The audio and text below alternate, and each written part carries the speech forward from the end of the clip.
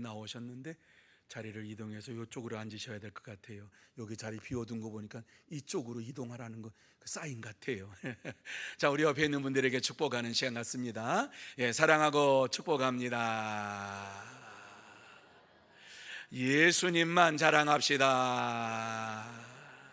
네, 우리 칠교구는 이쪽으로 오셔서 이제 앉아주시면 좋을 것 같아요.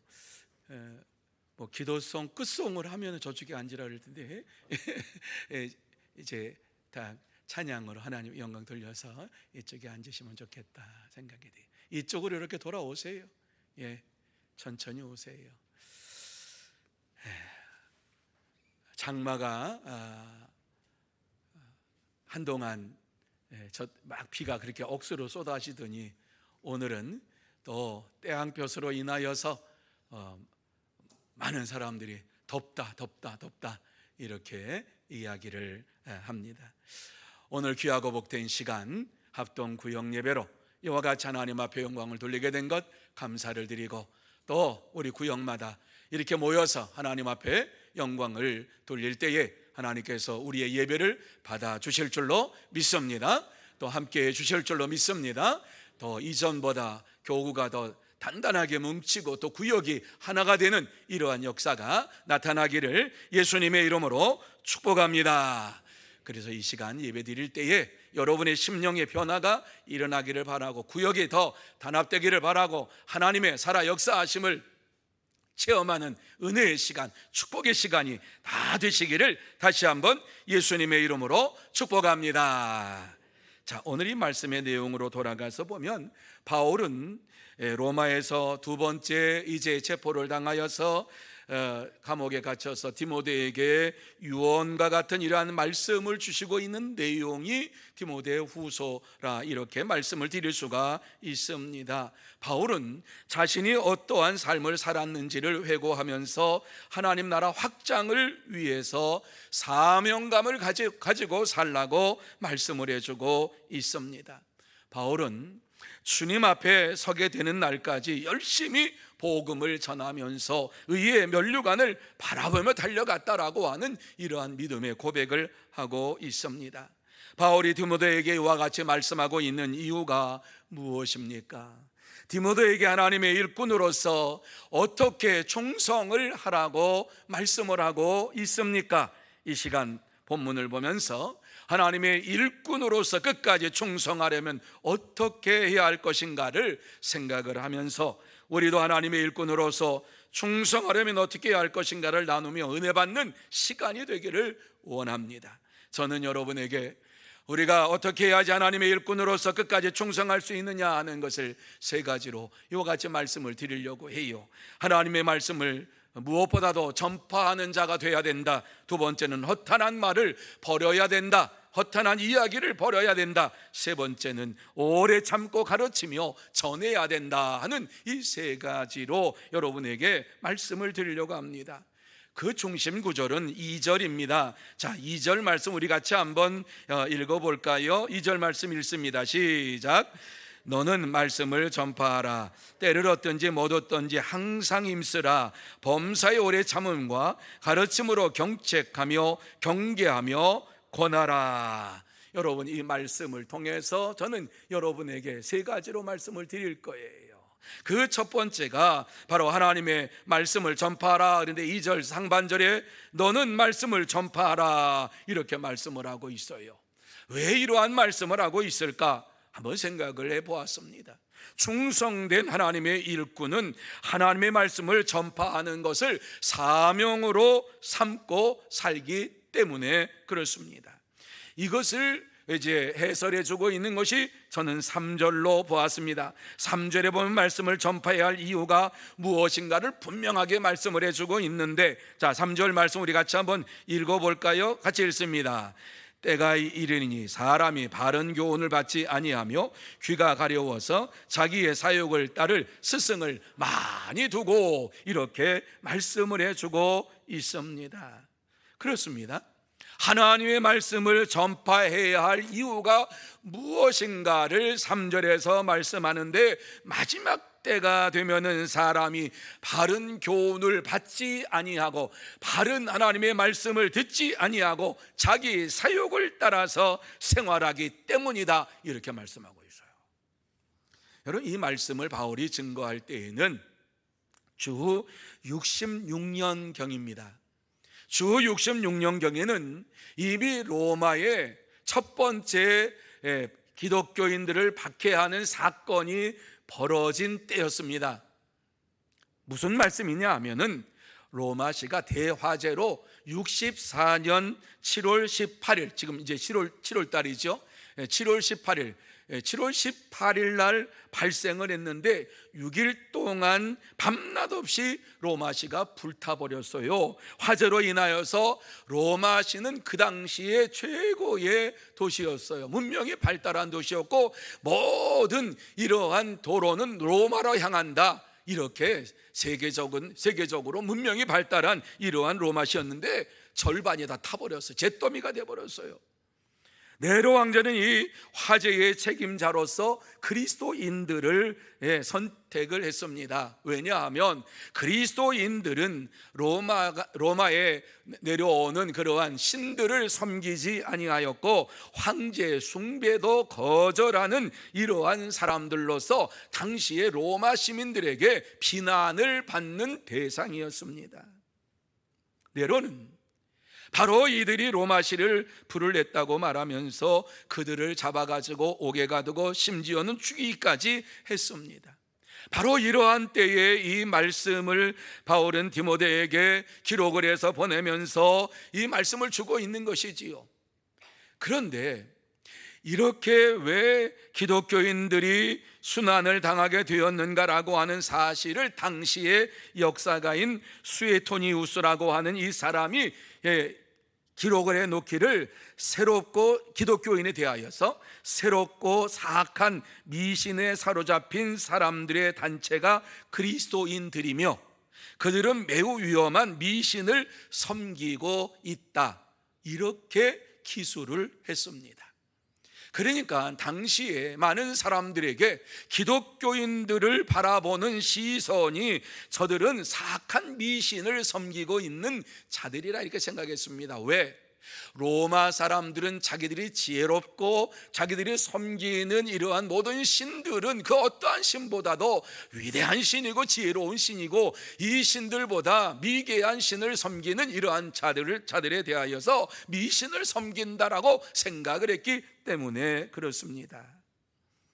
이러한 배경을 가지고 있을 때에 우연인지 하나님의 은혜인지 그 기록은 없어요. 그런데 로마시가 불탈 때에, 반이 불탈 때에 반은 남았잖아요. 그런데 그 반 속에 유대인들이 거주하는 이러한 지역과 기독교인들이 거주하는 지역에는 불이 일어나지를 않았어요.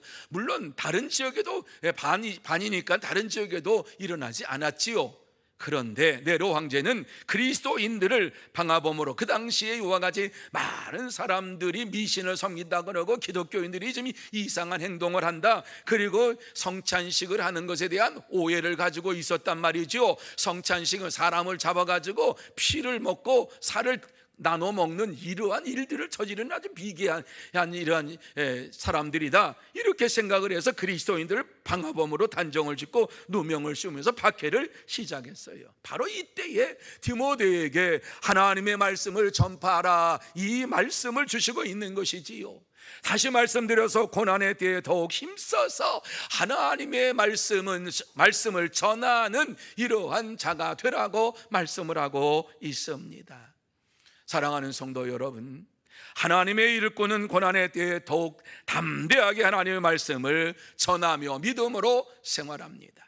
왜냐하면 마지막 때에 사람들이 바른 교훈을 받지 아니하고 자기 사욕을 따라서 생활하기 때문입니다.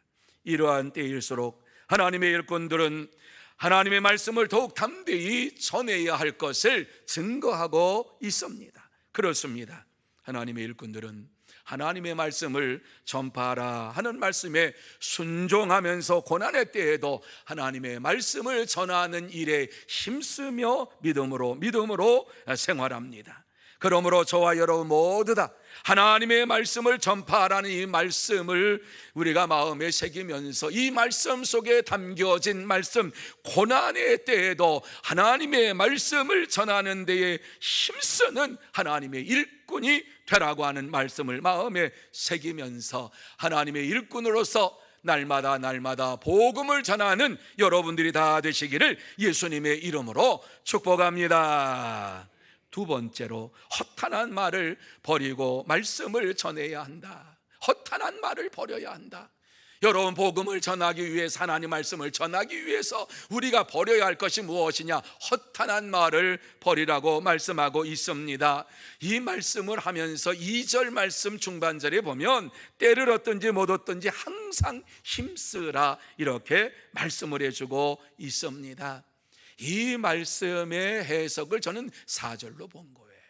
4절을 한번 보시기 바랍니다. 4절 말씀에 보면은 그 귀를 진리에서 돌이켜 허탄한 이야기를 따르리라, 이렇게 말씀을 하고 있습니다. 마지막 때의 사람들의 모습이 어떠하느냐? 진리에서 돌이켜서 하나님 말씀에서 벗어나서 허탄한 이야기, 세상 이야기를 따르는 이러한 일들을 하게 될 것이다, 이렇게 말씀을 했기 때문입니다. 하나님의 충성된 일꾼들은 세상의 허탄한 이야기를 따르지 아니하고 때를 가리지 아니하고 항상 힘써서 말씀을 전합니다. 이것이 전도자의 직무라고 말씀하고 있습니다. 성도에 마땅히 해야 할 일이라고 말씀해주고 있습니다. 그것이 5절 말씀이지요. 자, 5절 말씀 우리 같이 한번 읽습니다. 시작. 너는 모든 일에 신중하여 고난을 받으며 전도자의 일을 하며 내 직무를 다하라. 여러분, 모든 일에 신중하며 이렇게 말씀했습니다. 하나님의 충성된 일꾼으로서 살려면은 모든 일에 신중해라. 경거망동하지 말아라. 함부로 얘기하지 말아라. 고난을 받으며 전도자의 일을 하며 내 직무를 다하라. 고난받는 거 이상하게 여기지 말고 하나님께서 이와 같이 믿음의 사람들에게 고난을 주시겠다고 약속하신 것을 마음에 새기면서 전도자의 일을 하며 너의 직무를 다하라. 사명을 감당하는 자가 되라. 복음을 전하는 자가 되라. 이렇게 말씀을 해주고 있습니다. 그렇습니다. 하나님의 충성된 일꾼은 세상의 말을 따르지 아니하고 하나님의 말씀을 따르면서 그 말씀을 전하기 위하여 때를 가리지 아니하고 최선을 다하여 전하고 믿음으로 삽니다. 바울은 전도자의 직무를 다해야 할 당위성에 대해서 말씀하시면서 마지막 때의 사람들의 특징에 대하여서 말씀을 해주고 있지요. 그들의 특징이 무엇이냐? 그들은 자신들의 사욕을 위해서 사는 자들이다. 이 말씀의 내용이 무엇이냐 하면 자기가 듣고 싶은 것만 듣고 하나님 말씀에 귀를 기울이지 않고 사는 자들이다. 자기 사욕을 위하여 사는 자들이다. 그러니까 어때요? 자기의 사욕이 충족되면 그것이 맞는 말씀이요, 자기의 사욕이 충족 안 되면 그것은 틀린 말씀이에요. 하나님의 말씀을 받는데 어떻게 받아요? 자기의 사욕을 위해서 하나님의 말씀을 받는다라고 하는 것이에요. 그러면서 하나님의 말씀에 귀를 기울이지 아니하는 이러한 모습을 우리에게 보여주고 있는데, 이것이 바로 마지막 때의 성도들이 이와 같이 마지막 때의 사람들의 특징이다, 마지막 때 일어날 현상이다 라고 하는 말씀을 주시고 있는 것입니다.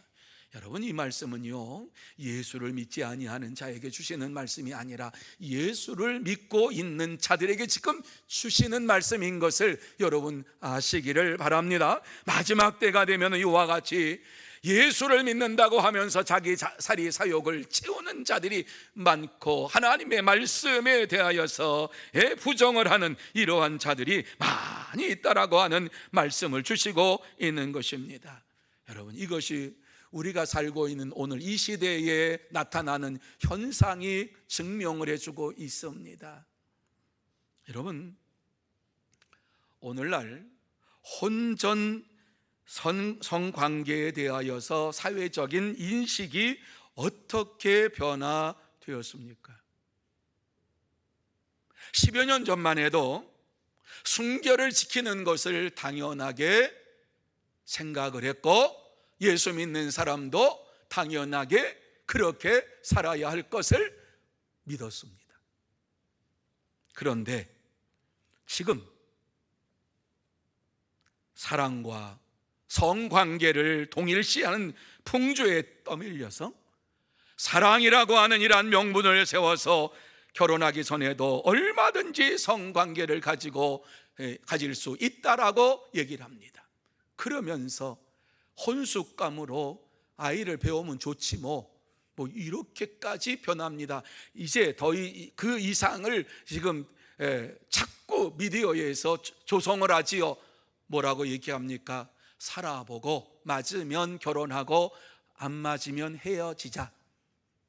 그래서 돌싱 혼자 살아요. 그런데 같이 사는 프로그램 이런 것들을 막 방송을 내보냅니다. 10여 년 전만 해도 그런 방송 내보내면 윤리위원회에서 그거 당장 제재를 했는데, 지금은 그러한 것에 대해서 아무런 말을 하지 않습니다. 사고가 변했습니다. 얼마든지 할 수 있다고, 살아보고 결혼하는 것이 당연하지 수십 년 살 것인데 어떻게 사람이 만나가지고 한 번 만나서 이와 같이 결혼하고 그 다음에 결혼 생활 할 수 있느냐, 이건 참 불합리한 것이다. 이렇게 해서 결혼 생활까지도 변하고 성관계까지도 변해버리는 이러한 시대를 살고 있습니다. 그런데 예수를 믿는 사람들의 이러한 모습은 어떻습니까? 세상 사람들과 똑같은 이러한 모습으로 살아가고 있는 것을 보게 됩니다. 하나님께서 말씀하시는 것에 귀를 기울이지 않습니다. 이 세상이 살아가는 풍조를 따라서 그것이 당연한 것처럼 생각을 하면서 교회 안에서도 이러한 일들이 벌어지고 있습니다. 여러분, 우리의 이러한 모습이 달라지고 있는데 하나님의 말씀은 변함이 없음을 우리는 분명히 알아야만 합니다. 하나님의 말씀은 분명히 변하지 아니하고 허탄한 말에 세상 풍조에 우리의 귀를 기울이지 말고 진리를 돌이켜 허탄한 말을 따르지 말라고 이와 같이 우리에게 말씀을 해주고 있습니다. 더욱 안타까운 것은 인간관계의 기본적인 도덕적인 이러한 윤리에 대해서도 많은 사람들이 거부를 합니다. 예전에는 그렇게 살았지만 지금은 그렇게 사는 거 아니야, 이렇게 얘기를 합니다. 뿐만 아니라 하나님 말씀을 강하게 거부를 하면서 하나님의 말씀은 그 당시에 기록된 그 사회에는 맞았을지 몰라도 현대에는 맞지 않아, 이러면서 거부합니다. 여러분, 이러한 모습들이 구원의 방편까지도 바꾸어 놓았습니다. 예수를 믿어야만이 구원받는다라고 하는 고리타분한 생각을 갖지 말고 좀 넓게 생각을 하라고, 예수를 믿으면 구원받기도 하지만 다른 종교를 믿어도 구원함을 받는다, 폭넓게 생각을 하라고 사람들은 얘기합니다. 그런데 믿음의 사람들 가운데에도 이것을 생각하면서 주 예수를 믿으라, 그리하면 너와 내 집을 구원을 받으리라, 오직 우리에게 예수님만이 구세주가 되심을 성경은 말씀을 하고 있는데, 어느 순간에 예수만 믿어야지 뭐 구원받나? 다른 종교도 믿어도 구원받지? 이러한 마음이 우리에게 들어와 가지고 우리의 믿음을 흔들어 놓고 믿음의 이 복음을 전하는 일에 있어서 담대하지 못하고 쭈삣쭈삣하는 이러한 삶을 살아간단 말씀이지요. 왜 다른 사람이 우리를 무엇라고 할까? 복음을 전하면, 예수를 믿어야 구원받는다 그러면 우리를 무엇이라고 얘기할까 두려워서 말씀을 전하지도 못하는 이러한 삶을 살아가고 있는 것을 보게 됩니다.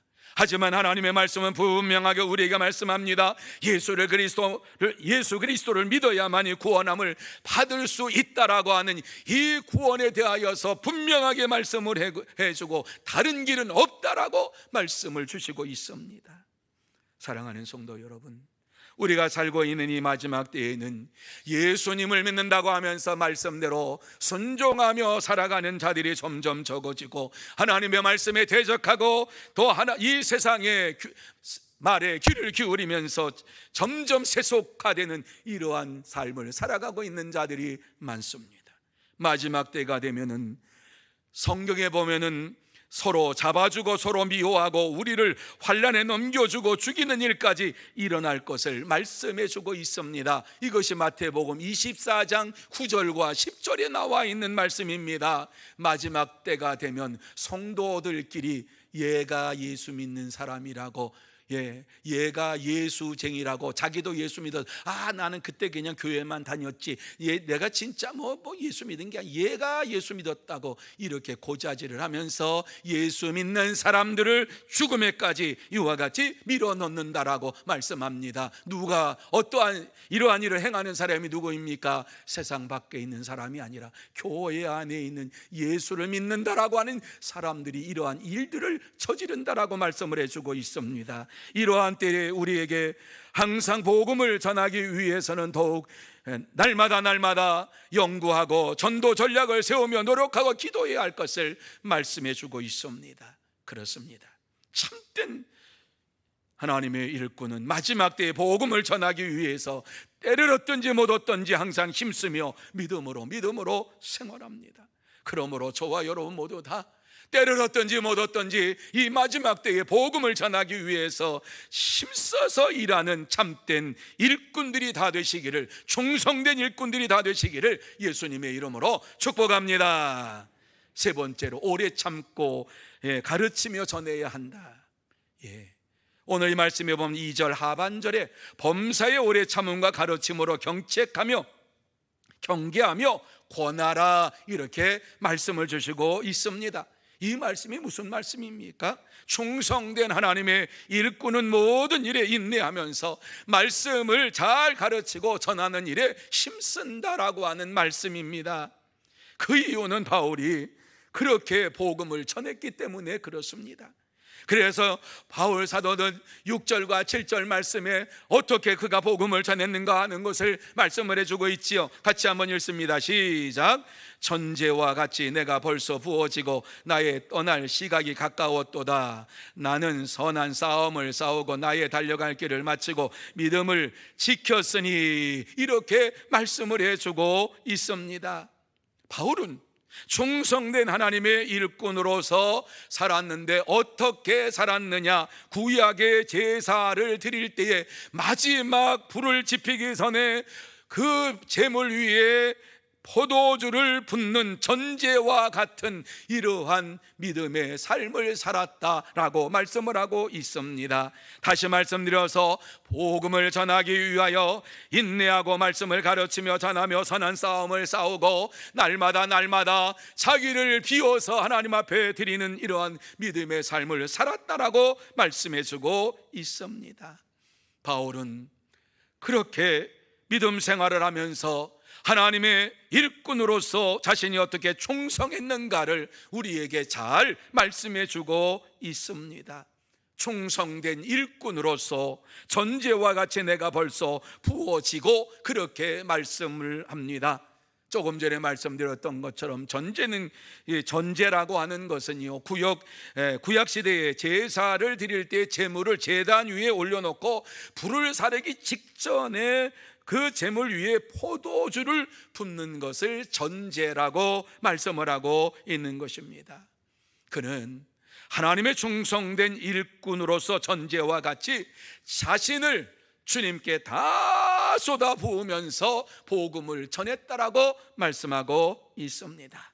그러면서 나의 떠날 시각이 가까웠도다, 이렇게 얘기하며 그의 죽음의 때가 임박한 것을, 하나님께서 그를 부르신다라고 하는 사실을 분명히 알았습니다. 그래서 7절에 나는 선한 싸움을 싸우고 나의 달려갈 길을 마치고 믿음을 지켰다라고 하는 말을 당당하게 하고 있습니다. 지금까지 지내온 것 하나님의 은혜인 줄 믿고서 내가 이렇게 살았으면 좋았는데 그렇게 살지 못했습니다 하는 그것이 아니라, 나는 주를 믿고 나의 선한 싸움을 싸우며 나의 달려갈 길을 마치고 믿음을 내가 지키며 살아왔습니다 하는 이러한 믿음의 고백을 하면서 얼마나 당당하게 하나님 앞에서 살았는가 하는 것을 말씀해 주고 있습니다. 그러므로 그는 자신의 생각을 디모데에게 이와 같이 증거하면서 자신의 삶을 전하면서 오래 참고 모든 성도에게 말씀을 가르침으로 경책하며 경계하며 권하라, 이렇게 말씀을 하고 있는 것이지요. 내가 주님 부르실 날이 가까이 왔으니까 너희들은 힘써서 주의 복음을 전하는 자들이 되라. 그리하면 의의 면류관을 하나님께서 내게뿐만 아니라 하나님의 주님이 나타나실 것을 사모하는 모든 자에게 주실 것이라고 하는 사실을 8절 말씀해 주시고 있습니다. 그렇습니다. 바울은 자기의 죽음이 임박했음을 알고 미래에 대하여서 얘기하면서 이제 내가 의의 면류관을 받기 위하여서 믿음으로 달려간다라고 고백을 하고 있습니다. 충성된 참된 일꾼은 자신을 전제로 하나님께 드리면서 의의 면류관이 내게 주어진 것을 확실히 믿고 당당하게 복음을 전하며 살아갑니다. 사랑하는 성도 여러분, 하나님은 우리가 마지막 때에 살아가면서 오래 참고 말씀을 가르치며 경책하며 경계하며 권하기를 원하고 계십니다. 한마디로 말씀드려서 하나님의 참된 일꾼으로서 살기 위하여서 복음을 전하는 삶을 살기를 원하시고 계십니다. 그렇습니다. 충성된 일꾼은 전제와 같이 자신을 하나님께 온전히 드리면서 이 땅에서 복음을 전하기 위하여서 최선을 다합니다. 그러므로 저와 여러분 모두 다 하나님의 말씀에 의지하여서 날마다 전제와 같이 자신을 하나님께 드리고 오래 참고 기다리며 또 복음을 전하는 충성된 참된 일꾼이 다 되시기를 예수님의 이름으로 축복합니다. 이제 말씀을 마무리합니다. 하나님께서 오늘 이 말씀을 통해서 우리에게 꼭 하시고 싶은 말씀이 무엇인가?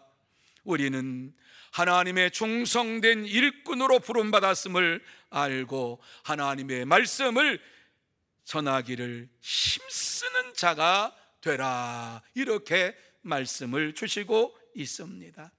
그러기 위해서 때를 얻든지 못 얻든지 힘써야만 되는 것입니다.